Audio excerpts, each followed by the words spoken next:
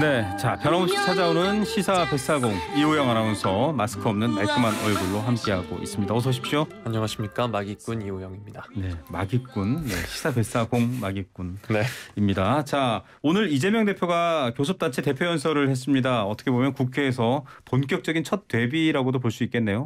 네, 오늘 연설 이 대표의 교섭단체 대표 연설로 데뷔전이었습니다. 조금 전에 10시가 좀 넘어선 시간에 이제 있었는데요. 더불어민주당 이재명 대표는 이 연설에서 윤석열 대통령의 순방 외교를 둘러싼 논란을 겨냥해서 제1야당으로서 이번 외교 참사의 책임을 분명히 묻겠다 이렇게 밝혔습니다.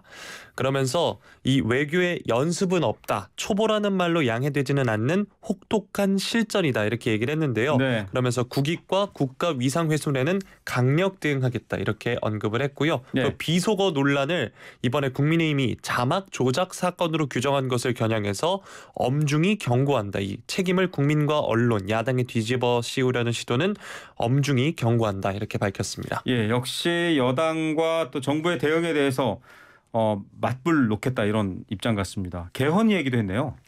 네, 이 대표는 5년 단임제, 현재 이제 대통령이 5년 단임제인데요. 네. 4년 중임제로 바꿔서 책임 정치를 가능하게 하고 국정의 연속성을 높여야 한다 이렇게 얘기하면서 개헌을 제안을 했습니다. 개헌의 내용으로는 또 이제 중임제 외에도 결선 투표 도입, 국무총리 국회 추천제, 감사원의 국회 이관, 생명권, 환경권, 정보기본권, 동물권 도입 등을 제시를 했고요. 대통령 임기 중반인 22대 총선이 적기라고 얘기를 하면서 네. 헌법 개정 특별위원회 구성을 제안한다 이렇게 말을 했습니다. 네, 자 대통령은 지금 5년 임기고 한 번 하면 끝입니다. 다시는 대통령을 할 수 없는데 4년 임기로 2번 할 수 있다. 약간 미국과 비슷해질 수 있는 거고요. 네. 이외에도 헌법을 개정해서 바뀐 시대에 맞게끔 국민의 권한을 다시 보정하자, 보존하자 이런 얘기인데 기본 사회론 얘기가 나왔는데 이제 도지사 시절에도 기본소득이나 기본 얘기를 좀 했잖아요. 네, 민생 위기를 해결할 경제적 비전으로 이 기본 사회론을 제시를 했는데요. 이 4차 산업혁명이 초래할 사회적 변화에 대응해야 한다면서 이 기본 사회론을 제시를 했습니다.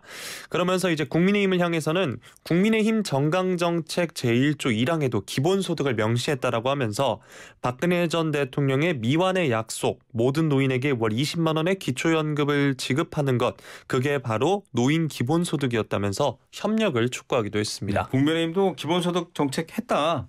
좀 비슷하니까 가자 이런 얘기인 것 같습니다. 줄곧 기본을 외쳤지만 사실은 연설에는 기본이 어디에도 없었다라고 국민의힘은 일갈했습니다. 네, 박정하 국민의힘 수석 대변인이 논평을 냈고 오늘 민주당 이재명 대표의 교섭단체 대표 연설에서 기본 사회를 외쳤지만 국민을 설득하려는 정치의 기본인 협치도 없었다 이렇게 비판을 했습니다. 네. 또 이재명식 포퓰리즘, 기본소득이 대선 지방선거를 돌고 돌아 또다시 등장했다면서 거대 야당이 말만 외친다고 실현되지 않는다 이렇게 말을 했습니다. 그러면서 정치의 기본인 민생 살리기에 먼저 나서야 한다 이렇게 밝혔습니다. 예, 이외에도 여러 메시지들이 등장했죠.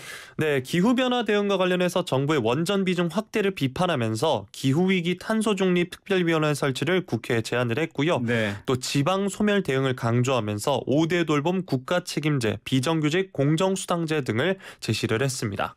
예. 자, 기후위기나 탄소중립 얘기는 사실은 이제 앞으로 닥칠 경제 문제입니다. 환경을 보호하려는 활동을 하지 않은 기업의 제품을 사지 않겠다. 이런 방식이기 때문에 얘기가 되는 부분이고요. 두 번째 소식입니다. 이번엔 좀 민주당의 악재로 봐야 될까요? 이재명 대표가 경기도지사 시절에 이 경기도 평화부지사로 이제 계셨던 분이죠. 이화영 전 네. 부지사 쌍방울 그룹으로부터 뇌물 받은 혐의로 구속됐습니다. 네, 이화영 전 경기도 평화부지사의 구속 전 피의자 신문을 한 법원이 오늘 새벽에 구속영장을 발부를 했습니다. 이 전 부지사는 그동안 혐의를 전면 부인해 왔는데요. 법원은 범죄 혐의가 소명되고 증거인멸의 우려가 있다면서 구속영장을 발부했습니다. 예, 과거에 약간 스폰서 검사 이런 것도 떠오르기도 합니다. 혐의가 좀 비슷하기도 하죠. 네, 이 전 부지사 혐의를 살펴드리겠습니다. 지난 2018년 쌍방울 사회이사를 내려놓고 경기도 이제 평화부지사 그리고 킨텍스 대표로 자리를 옮겼는데요. 이 뒤에도 쌍방울 법인카드와 차량을 지원받는 등 뇌물 2억 5천여만 원을 받은 혐의를 받고 있습니다. 예. 또 이외에도 쌍방울의 법인카드로 가전제품을 구매하거나 병원비, 통신비를 결제한 것으로도 알려졌습니다. 예. 자, 쌍방울에 안 계시는 분인데 그분한테 법인카드를 주고 차량도 제공했다. 이게 뇌물이다. 이렇게 된 거죠. 자, 여기에 이것과 관련해 쌍방울 그룹도 지금 이제 부회장 한 분에 대해서 구속영장 발부가 됐어요. 네, 이제 비부회장으로 칭하겠습니다. 비부회장은 지난해 말 검찰의 수사 가능성이 언론 보도 등으로 알려지자 이 직원들에게 허위 진술을 강요하거나 PC를 교체하는 등 증거인멸을 한 혐의를 현재 받고 있는데요. 네.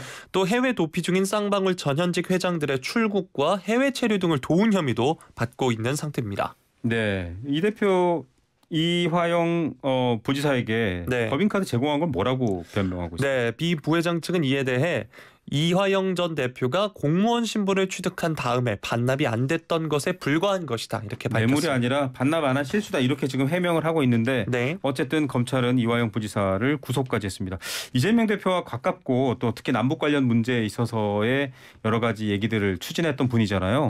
어떻게 봐야 될까요? 네, 앞서서도 이제 소개를 해주셨지만 쌍방울 사회이사로 이름을 올렸던 이화영 대표인데요. 2018년 지방선거 당시 이재명 대표 캠프에서 선대본부장을 맡았습니다. 네. 또 이재명 대표가 경기지사에 당선이 되자 같은 해 8월에 조금 전에 소개해드렸던 경기도 평화부지사 자리를 꿰차기도 했습니다. 자, 뭐 이화영 전 부지사의 여러 가지 범죄 혐의점이 소명이 되고 또 수사를 하게 되면 그에 따른 법적인 책임은 재판을 통해서 지겠지만 결국은 이재명 대표와 연결이 돼 있냐 이런 것들을 검찰이 들여다보는 거죠. 네, 검찰은 구속된 이화영 대표 등을 상대로 당시 도지사였던 이재명 더불어민주당 대표가 이 이화영 대표와 쌍방울 간 유착 관계를 알고 있었는지 이런 것 등에 대해서 살펴볼 것으로 알려졌습니다.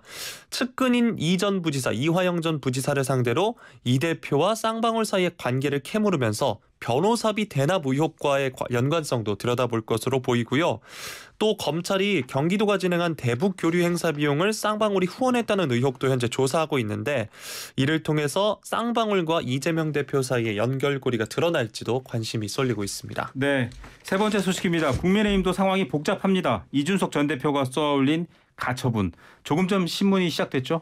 네, 국민의힘 이준석 전 대표가 국민의힘 당원 개정을 무효로 하고 또 정진석 비대위 직무를 멈춰달라면서 가처분을 냈는데 신문이 조금 전 11시부터 시작을 했습니다. 이준석 전 대표가 이제 15분 전쯤에 도착을 했는데요. 네. 차에서 내리자마자 지지자들 또 반대하는 사람들이 몰려서 다소 충돌이 빚어지기도 했습니다. 자, 이제 윤석열 대통령의 비속어 논란에도 물가라든지 민생 얘기만 했는데 오늘 출석하면서도 그런 얘기만 한 것 같아요. 네, 이 전 대표가 최근 경제 상황이 굉장히 어렵다라면서 국민을 향해서 이준석 잡기가 아닌 물가 환율 잡기에 나서라 이렇게 얘기를 했습니다. 그러면서 이제 오늘 신문하는 가처분 결정을 통해서 모든 게 종식했으면 좋겠다 이렇게 얘기를 했는데요. 어떤 내용을 소명할 거냐는 질문에는 뭐 당 윤리위 징계 절차 관련 소명에 대해선 그런 것 없다. 그리고 어떤 내용을 소명할 거냐는 질문에는 지난번과 비슷할 거다 이렇게 답을 했습니다. 예. 자, 법원이 오늘 3차, 4차, 5차 가처분 신청을 모두 신문을 하는데 같은 재판부기도 하고요.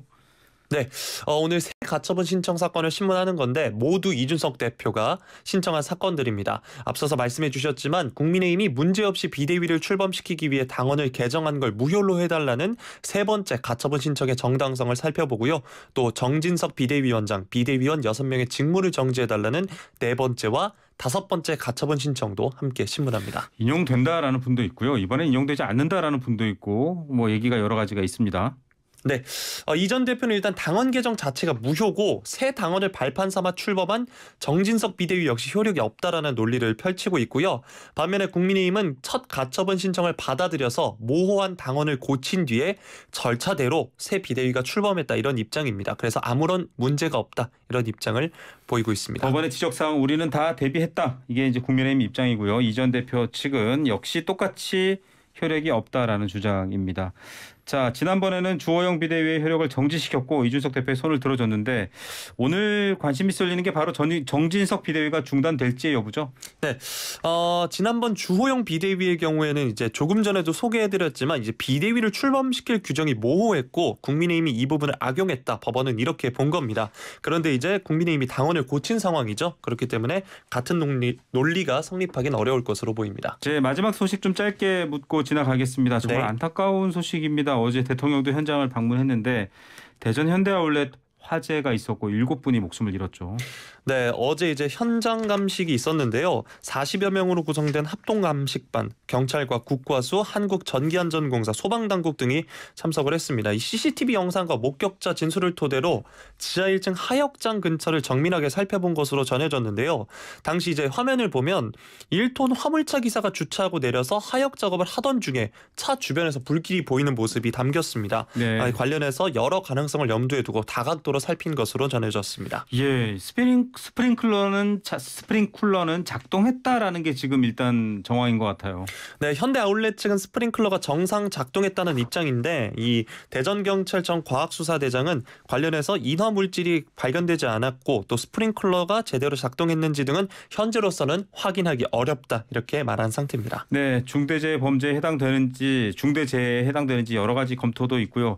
안타깝게 돌아가신 7분의 명복을 빌면서 이렇게 어이없이 사람의 목숨을 잃는 일은 일어나지 않았으면 좋겠습니다. 오늘 뉴스 감사드립니다. 고맙습니다. 이우영 아나운서였습니다.